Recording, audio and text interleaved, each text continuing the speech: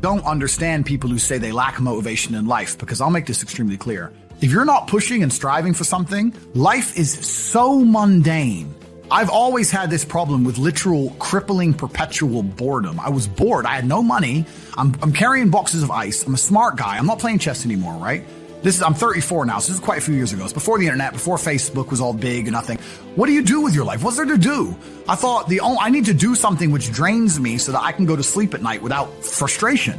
And if I kickbox, if I run 3 miles to the gym and then fight for 3 hours and run 3 miles home, at least I can sleep. I literally couldn't sleep. I wouldn't say it's ADHD, but I was just frustrated. And then on top of that, I've always had this huge frustration in regards to money, even though I was poor. I'd grow up around a bunch of other poor kids, and we'd be walking to school or walking to college, and a Ferrari would drive past. And they'd go, "Oh, cool, Ferrari." And I'd say, "Doesn't that annoy you?" And they're like, "What do you mean?" And I'd be like, "He knows, he's hacked the matrix. Don't you see? How does he have 400 grand for a car? He knows something we don't know. Aren't you annoyed that there's people out there living a lifestyle that we can't ever aspire to? We're never going to work a job and pull this off. Doesn't this bother you?" And they all be like, "No." But me, I was always angry.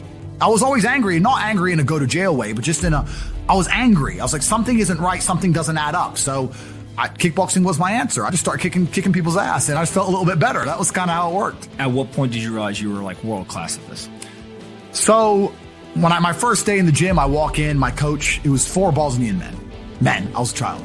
It was 4 Bosnian men in this tiny little terrible gym. It was not like a commercial gym or a commercial class. And he said, "Can you fight?" And I said, "Yeah, I've done karate for a few years." That I got knocked clean out on my first day, of course. And I guess they expected me to never come back, but I kept coming back. And my coach said to me, look, after about a year, he said, "Look, I want to put you into a fight." And he took me down to a town called Southend-on-Sea. And my first fight wasn't kickboxing. My first fight was actually MMA. And it must have been a little over a year because I was 18. And I was fighting a 24-year-old security doorman. And being a stupid American, I thought pounds and kilos were the same because I weighed in at like 82 pounds. He weighed in at like 90. No, I weighed in at 82 kilo. He weighed in at 90 kilo, which is an 8 kilo difference, which is almost like 20 pounds. And I was like to my coach, "Is that a big difference?" He's like, no, don't worry about it. I was like, okay. But thinking back, a 20-pound difference is a big difference in fighting, right? And I got in there and I won. I didn't win necessarily through skill, but I just kept going and I just outgassed him. And towards the end, I'm just on top of him, just punched him in the face, right? And I'm only 18 years old. So from there, my coach was like, "Okay, you have some potential." And for a long time, I believed it was my only way out because like once again, before the internet and stuff, I'm going to college. I finished college. I don't believe in university because I'm too smart to get in debt for formal education. I'm too smart for that job. So I finished college. I'm working these sales jobs. I was always a good salesman. So I'm working sales jobs. I'm bringing in, $3,000, $4,000 a month, whatever. But I thought my only way to get rich is fighting. I couldn't think of another way to get rich. And I didn't fight only to get rich, but I saw light at the end of the tunnel. So that's all I wanted to do was just fight. And so at what point do you go fight for the first world championship? So I fight for my first ever world championship on 2 days' notice. So I'm in Slovakia. There was a town. I'm going to tell everyone now on this podcast. I'm going to give the secret away. If you're bored right now, if you're watching this on the internet, load up Google Maps, right? And there's a town called Košice, Kosice. And it's on the opposite end of Slovakia to Bratislava. So Bratislava is the capital, and then you have Košice on the other side. It's 4.5 hours drive from Bratislava. It's about 4 hours drive from Warsaw and about 4 hours drive from Budapest. It's in the middle of nowhere. But all the villages and all the towns, everyone around this little town, every hot girl within about 400 square kilometers lived in this town. Because there was nowhere else to go, right? And they were all there. And when I was going there, this is pre-EU. They didn't have the euro. And me and Tristan used to go there on holiday because we would clean up. And when I say clean up, Tristan's your brother. My brother. And when I say clean up, I don't mean clean up like you clean up on holiday with some in Mexico. I mean clean up with 10s, like supermodels. It was unbelievable. And a beer is like 30 cents. And we're the only men there who speaks English. So I was in Košice, and then I got a phone call from Amir saying you have a world title fight in 2 days. I was literally drunk at the time. And who's Amir? Amir's my coach, sorry. Okay. He was a Bosnian Muslim. He fought in the Yugoslav conflict. Got shot 6 times, didn't die. That's important, right? So he's still like a father to me today. And I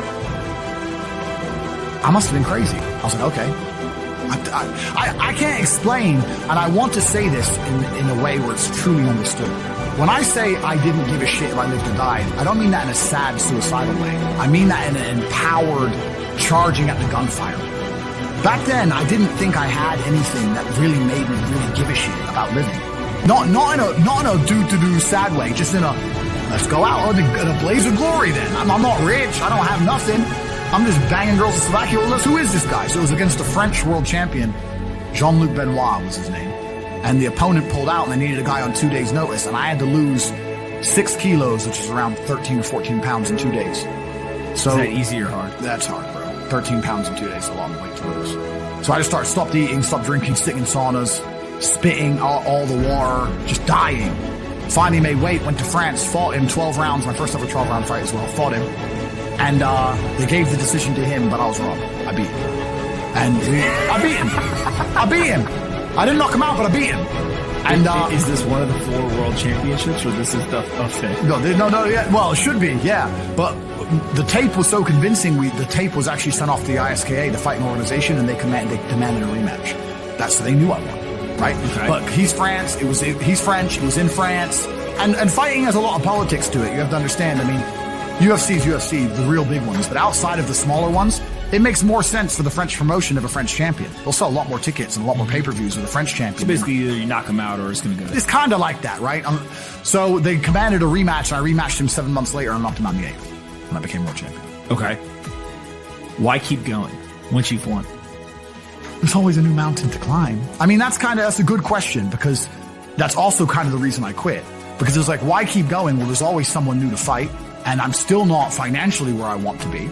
And I don't know what else I want to do with my life, so I'll keep going, right? So I fought again. I beat another Frenchman, and then I fought again. I beat 2 Dutch guys to become 4-time world champion. But one day I woke up and I was like, is becoming 5-time world champion going to improve my life? I mean, I've already do I need 5 belts?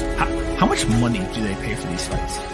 $3,000, $2,000. It doesn't even, you need to work on the side. You're giving up all your free time to get punched in the face. Like, it's a terrible decision. Like, I don't know why I decided to do it.